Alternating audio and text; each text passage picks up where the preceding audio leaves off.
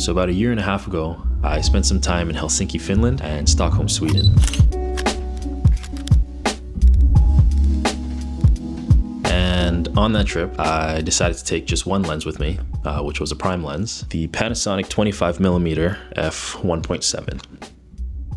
I did this partially to pack lightly because I didn't want to have to carry all three of my lenses with me, but mainly I did it as sort of a challenge to myself to see what I could accomplish with the gear that I already had. I remember just before I left, there was a lot of hype around Fujifilm's X100 line, and me getting ready for this trip, of course I wanted to buy into that hype. I mean, here I was with this 6 or 7 year old camera, not really known for its still photography. I could have probably justified an upgrade to myself. But that was part of the challenge, right? It was, could I take this camera and squeeze as much potential out of it before pulling the trigger on new gear?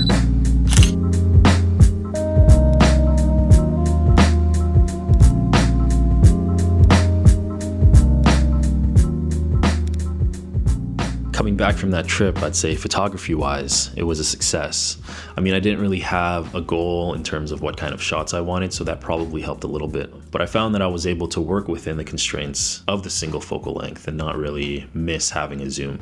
But on that point about resisting temptation to upgrade your gear, I think for anyone who's worked in a creative domain, whether that's photography or video or music, when you find yourself in those situations where you're forced to work within any set of constraints, you often surprise yourself with the things that you're able to come up with. But also, I think one of the more valuable things you get out of an experience like that is the level of familiarity with the space that you're working in. For example, in the context of photography, working with the 25mm for the entire trip, I have a much better understanding of what scenarios the 25mm can serve me well in, how well it actually does in low light, where I might have missed a zoom, and that knowledge kind of helps inform future decisions, not just in terms of what kind of gear should I bring on my next trip, but also future purchasing decisions. When I do decide to upgrade my lens and I'm in the market for something new, I'll know exactly what I'm missing because I have such a deep understanding of what my current gear is and isn't doing for me. And I think the main message I kind of want to get across in this video is that sometimes your gear is just good enough. It can be very easy to zero in on what camera you're shooting with, but many times I find that what makes a final product so great isn't largely based on what kind of camera it was shot on. It was the storytelling and the editing and the sound design and the color correction, all the things that come after. Don't get me wrong, camera is still a very big part of the process. It's ultimately what captures the shot. But I think it's very important to kind of step away from that, especially in those situations where you already have something to use that could probably get you 95 to 99% of the way there. One piece of criticism I could get for saying gear doesn't matter is that, well, it's easy to say gear doesn't matter once you already have the 4K cameras and the gimbals and the microphones. But that wasn't always the case. At least for me, I was still telling stories whether I was shooting on an iPhone 5 with a lens attachment,